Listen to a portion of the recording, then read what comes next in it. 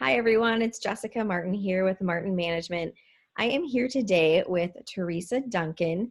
She is a dental speaker. She's an author. She has done some consulting, and she has a podcast. And so I'm super excited to have you here today, Teresa. Thanks for coming. Hi, thanks for having me. Yeah, so I'm kind of a little bit of a nerd with Teresa. I'm kind of a fan. I attended a dental conference, I think like 4 years ago, and she was one of the speakers for dental insurance. And so, yeah, it's kind of exciting to have you here. And I know you're going to be able to share some great insights with the audience about, insurance and other things too. We were talking before we started today a little bit about just how dentistry is changing to a degree in terms of insurance reimbursement and how, doctors need to really, think differently and how to get patients and keep patients. And so I think we can dive into that too, as well as some insurance stuff that you might want to know.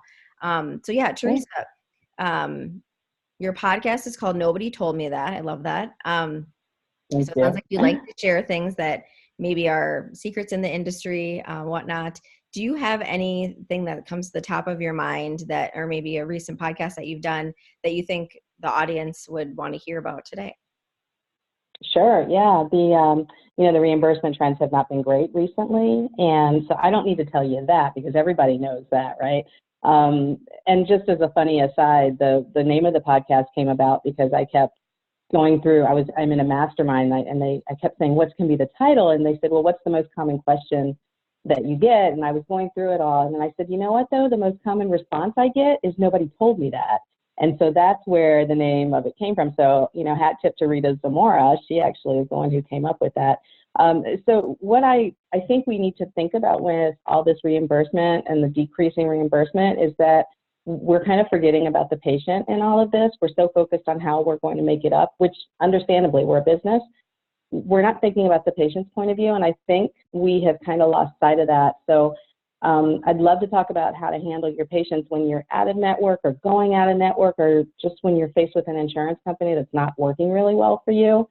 So my takeaway for your audience, and I had a whole thing about the conversations with patients and how easy it is, how easy are you to work with? Our patients are looking for convenience, they're looking for truth, and they're looking for an office that they feel like they don't have to constantly be in battle with their office. And the reason I say in battle with is because on the medical side, all you hear is horror stories about balance billing, surprise billing. And I think a lot of patients are just nervous in general going to get health care. So if you're an office that makes it very easy to be a patient and you're very honest and upfront and you're giving them a reason to come back, like they feel special, I think that's the office that's going to come out on top when all of this reimbursement stuff shakes down.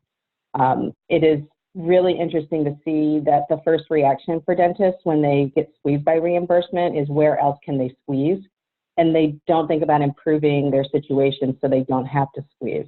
And that's something that I think, people like yourself and others who are focusing on the customer service piece, that's going to be so necessary in the future. Yeah, I love that because it does. It ties right into what I teach teams how to do with make patients feel special. Mm-hmm. Let's cater to their nerves about dentistry that, largely people have. So, then we can really talk less about insurance and, talk more about why they come to you. And you still have to be insurance friendly, I believe, as an office, whether you're a network or not. But certainly being the patient's advocate for insurance really strengthens the relationship so that they don't want to go elsewhere and have to start all over with figuring out, what's covered and what's not, So how do you recommend offices have that conversation? Like, so say because a lot of my clients, reach out to me because they want to be less dependent on insurance. They want to create an atmosphere where they're going to be the office of choice, regardless of in-network participation. So let's say an office has a couple of networks that they are participating in, but they want to change that and they're making other changes to attract new patients. How do you recommend they have that conversation with existing patients that might be affected by that removal of the network participation? Do you have tidbits for that? So honesty is the best policy here. So we know that the patients are going to have a little bit more of an out-of-pocket. So And I've attended classes where, they basically have said, just tell them that benefits are going to be the same. We'll work it out in the end. And I just think that's the worst way to do it. I mean, that's like pushing a patient out the door, right? So I want you to say to the patient, we have no choice. We've done all of the numbers. We've crunched everything. And it really looks like we just need to get out of this network. And we apologize because we know it's going to affect you. Another way of putting it is we wish we could stay in network, but the way that they're, reducing our fees just makes that impossible. We really wish we could. But at the end of the day, we just can't make it work. We looked at all of the different areas, so it depends on how much you want to get into it. And one little tidbit for you all is that don't feel like you need to over-explain it either. So I gave you some samples, but don't feel like you need to go through the whole thing. Patients don't really, honestly, they don't care why you're getting out of network. They care what it's going to mean to them. So focus on that, yes, we tried and we just can't make it work, but what it means for you, and focus on that. What it means for you is that we're going to check your benefits very closely. We're going to let you know what our estimated copayment is going to be, and we'll try our best to make it work. The first time may be a little bit different, but we'll get it right. And we would love for you to stick with us so you can continue to come here. What I just did was I explained that, yes, we're going on a network. What that means is you can still come here. So that was my subtle message. I want you to come here. I promised that I would try to make it as clear as possible.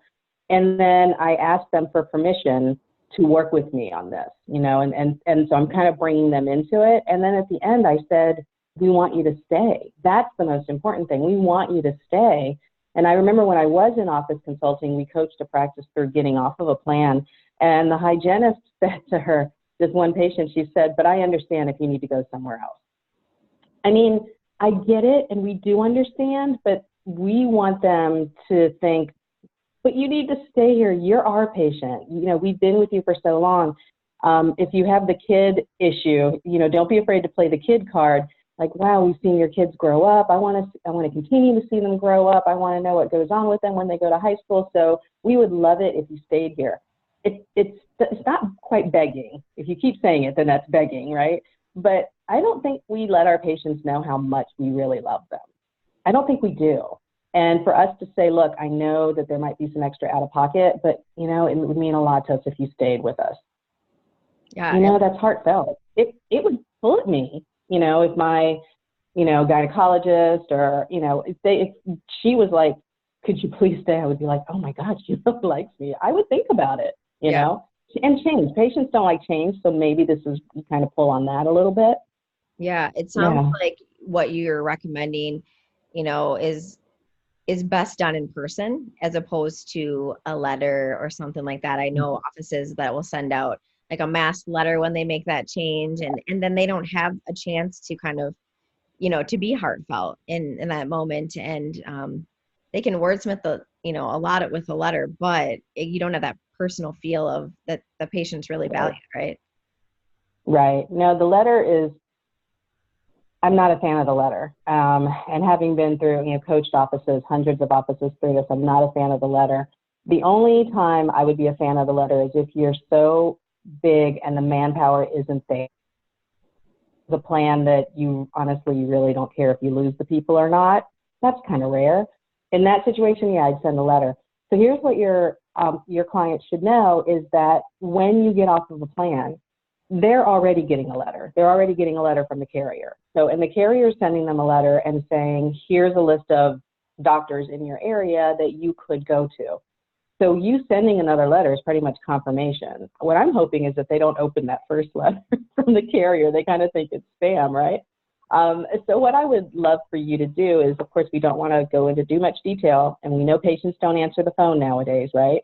So send an email to them and let them know that we are experiencing some change with your carrier, but we'd love to go over what that means for you. So you don't need to say anything more than that. And then, do another follow-up email. And you don't need to blast everybody, of course, in the family, just the head of the family, the mother or the father, whoever's in charge. But let them know you're trying to reach them, and of course, keep notes on that. Now, what's going to happen is people are going to come in and have no idea that this has even happened. They never check their email. They never, whatever. They're just out of touch. So that's the person that in the morning huddle, you identify that we've never heard anything back from them. So you're probably hygienist when you take them back. Let me come back and explain to them in the beginning what that means. We're verifying the insurance in the beginning. Like we're basically saying, do you have any new insurance? Let me see your card. And then you can lead into that conversation of, we have had some changes with your carrier. I'd love to talk to you about that. Do you want to go back into the operatory? So, you have a private setting for it. But honesty is always, you learn this in kindergarten. It's the best policy. For sure. So do you recommend an office having this conversation? Ideally, it sounds like before the patient comes in, right? So you're kind of reaching out in that email to say, hey, we've had some changes, give us a call and we'd like to talk about that with you. Do you recommend offices try to reach out before the patient comes in another way, like via phone call, or just kind of take the passive approach with the email, and then when they do come in, have that conversation? What do you think about that? Yeah, ideally, we want to have them have this conversation before they come in, and that's why we're keeping notes. So if we send out the email and there's no response, it's on the insurance coordinator, the manager, to have something a week later that says, we need to follow up with them. A phone call just stinks. People don't listen to their messages. If it's a cell phone, hopefully when you intake, you asking, is this a cell phone? It's a cell phone, text them from whatever designated office line you have, and let them know you've been trying to get in touch with them. So we have so many ways now to get in touch with our patients. What one office did, which I didn't think was a bad idea because they customized it, is they had a software, and I don't remember which program it was, but they ran a report on everybody who had, it was principal, everybody who had principal, and they sent a newsletter via their software, I guess like a Solution Reach or a Weave or something like that. They sent it through that, and they did a follow-up where if nobody had opened it, they sent it again. And it wasn't anything about the change. It was explicit about the changes. We've had a change in your carrier. We'd love to talk to you about what that means. So again, it was a leading email, and then that was really helpful because it did get people to call. But the worst time to have it is when the person's right in there, and and we know sometimes when you're out of network, the reimbursements, they can be either wildly better or they can be way worse. So we need to call ahead of time. So let me add another step onto this. If I have not been able to get in touch with that patient, then I need to know when they walk in what those out-of-network benefits are going to look like so that I can be 90% confident in what I'm telling them. Yeah. Yeah, that's great. Because no one wants surprises, especially they're scheduled for a crown or something, and they think they're going to get, a good chunk of coverage, and then it's not that. And then do you move forward with the procedure or do you not? If you don't know, that's hard for the patient to make that decision in the chair that day. So I like those tips. Okay. Yeah. Awesome. Okay. So we've talked about how to get out of network. Kind of like how to have that conversation with patients. What else are you seeing, I guess, in the industry in terms of catering more to patients? So obviously my niche is the dental spa approach and really, hitting on dental anxiety and really addressing that in a significant way for patients to make it more relaxing, more calming, a place that they maybe look forward to going. What other trends are you seeing that doctors are utilizing or that you think they should look into for, the patient side of things as opposed to worrying so much about reimbursement and insurance? I love that their office is using AI, artificial intelligence, and VR, actually. I shouldn't have said AI because I don't really know the difference. I know virtual reality is the glasses, right? So let's go with VR because I'm sure AI is in there somewhere. I don't know. This is where we get really geeky, Jessica. So virtual reality is, the glasses that you're wearing. And there's a company that does, and I have no affiliation with the company other than I know the owner. It's called Opera DDS. And they have the glasses that they put on. The patients really does relieve anxiety, but it also has that little bit of extra, this is so cool. I can't wait to go back and tell, so-and-so at the office. Most people have never had those reality glasses on. And he's got a lot of information on how it does reduce the stress of the appointment. It calms them. And then if you couple that with the oils or just feeling better or just being in a better place, then that's a really good combination in my opinion. I've talked to maybe 10 offices who are using it in their practice, and they wouldn't do it without it. So to me, it's where we're going, and that's focusing on the patient. So if you look at the building of offices years and years ago, it was how to improve better workflow for the office. And now we're seeing the design and the architecture is how do we make it easier for the patient to flow through the office, and what does that experience feel like rather than the staff experience flowing through the office. And I love that we're focusing on that now. So the other thing that I think is that we're seeing, it's a shift. It doesn't really have to do with insurance. It's more on the ease and the accessibility. Because we're seeing a lot more offices take payments online because they're starting to realize that patients want to pay their bill when they want to pay their bill. This is very different than the patient who used to bring the checkbook in the purse and they'd sit at work and write the check and then they forget to mail the check, all of that. People like myself who travel all the time, I sit down to pay my bills like at 11, 12 o'clock at night, right? So I can't call the office and give a credit card number, and I'm not going to send my credit card through the mail. I'm just not doing that. So give me a way to pay you. And so we're seeing a lot of offices incorporate that into the website, but it focuses all around that. Why do they come to me, and how can I make it even easier for them to come to me? That's the trend I see. Perfect. I love that. All right, Teresa, any other things that you've talked about lately on your podcast that you think, like, you were surprised, like nobody mentioned that to you, or you didn't know that? I'm sure, I mean, that's every episode, I'm sure, but maybe something that another thing that might fall in line with, what we're talking about with regard to, being less insurance dependent, or whether it's, the patient experience, anything else that you think fits in. Yeah, something kind of financially minded, and I would urge you to go to an HR company like Cedar Solutions. I love their blog. They have so much information. It's CEDR Solutions. He's letting everybody know there's a new law that's going into effect next year where employers can actually do some reimbursement in their office for their employees who have benefits. So instead of paying a company for benefits, what they're doing is they're now allowed to set up funds from which to pay the patient. So the patient would come and get work done with you, and then the employer cuts a check back to them. So this is not something new. It's been pushed around for a while, but now the laws are giving the ability for small business owners to do this, which is going to mean a lot of people who didn't have good insurance before, or that it was foregone, now they can afford it because their employer is going to be able to cut a check back to them. So keep an eye out for that. Whenever a patient comes in and says something about their insurance, or it never covers this, it never covers that, talk to them about, does your employer offer a reimbursement plan? Do you take advantage of your HSA? Do you put money aside? So look into this and see if that affects any of your patients coming in, because I think this new law is going to have a lot more people coming to us that actually don't have insurance because it's going through their employer. And then the other nobody told me that I think people should think about is that we have this big lawsuit coming from Delta, or against Delta, and so that's been a big thing. So next year, I think you need to pay attention to how that's going to affect you. So the nobody told me that is that now is the time to wake up and take a look at your participation position and see if 2020 is a year where you can add something else into the mix to lessen your dependence. People are thinking, they always think I'll do this when it's time to leave a plan. The nobody told me that is that you should be doing it regularly, because you may not realize you need to leave a plan until the numbers are right in front of you. I have offices all the time that will call me and say, you know what, it cost me money to make a crown. It cost me money to give a denture.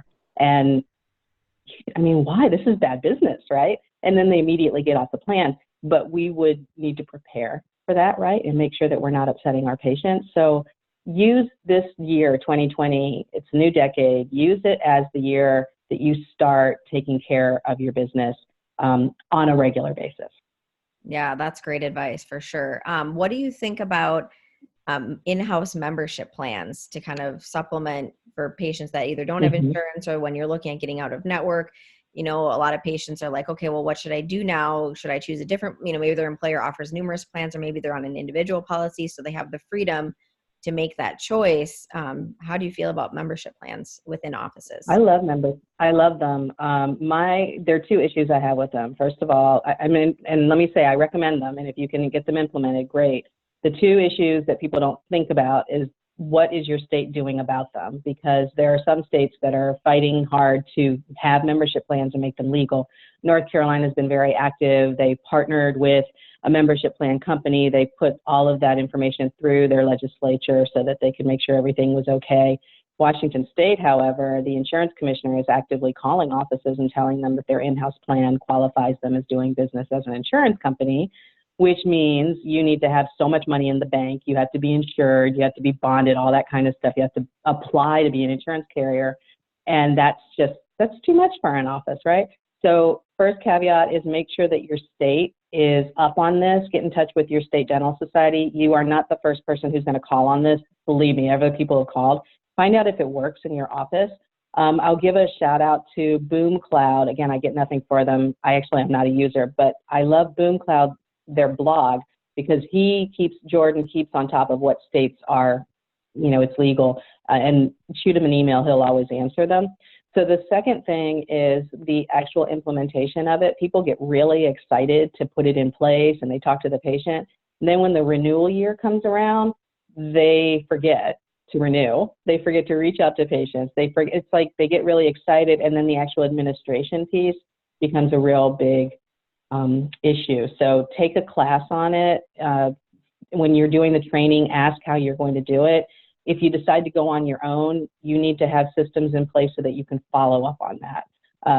I actually would recommend just going with a company just so it's one less thing I have to deal with. I'm a big fan of outsourcing stuff that drives me crazy.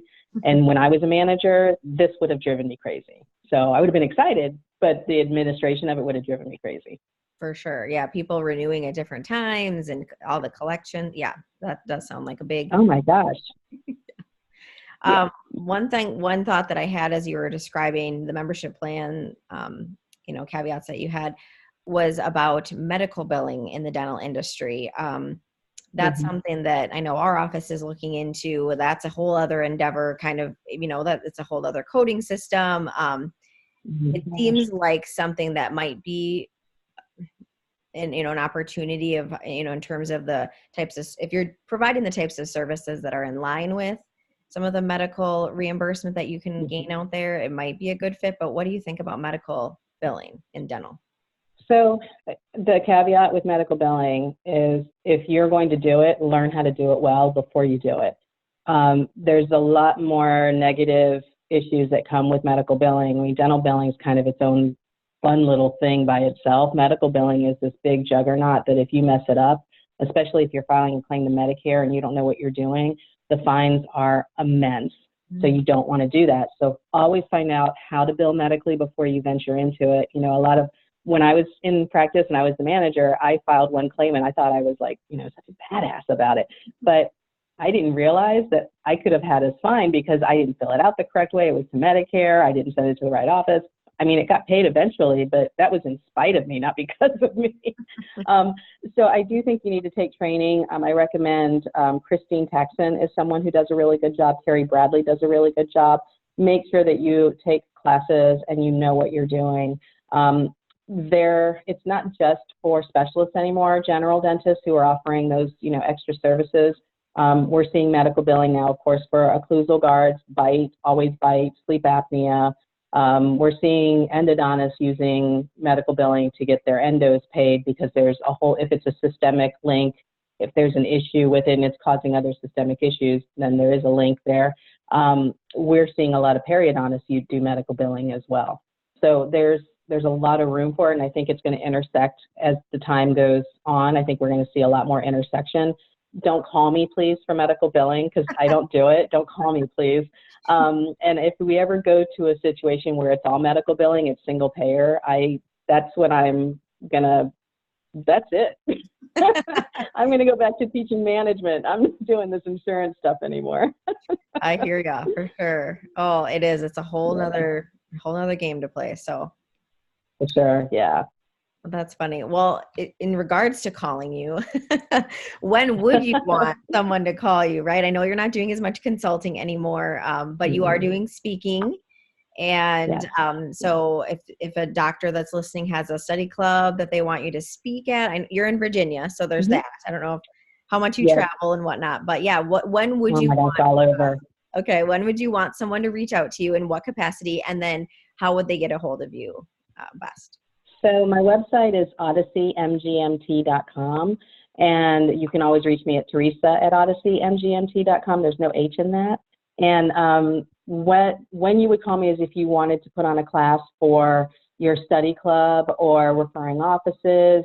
A lot of specialists have had me come out and do an all-day insurance workshop for their referring offices, and I also will do evening study clubs as well. So speaking is pretty much that's the main thing that I do. I would say 3/4 of my topics are on insurance because that's just such a hot topic right now. What I've been getting a ton of calls on is participation workshops, where you figure out what your participation level is in your office, and you can decide what to do from there. But I also love to do management classes because being an office manager is where I started. It's my heart, and I love talking to managers and helping them do better, in their offices. So definitely give me a call if you're interested. And my phone number is 703-201-1845. My email I just said, and it's pretty easy to find me. So I would love to connect. Awesome. Well, thank you so much for your time today, Teresa. You are a wealth of knowledge for the dental world, and I am excited to continue to follow you and see what amazing things you do. So thank you so much. Thank you. Appreciate it. All right. Take care. All right. Bye.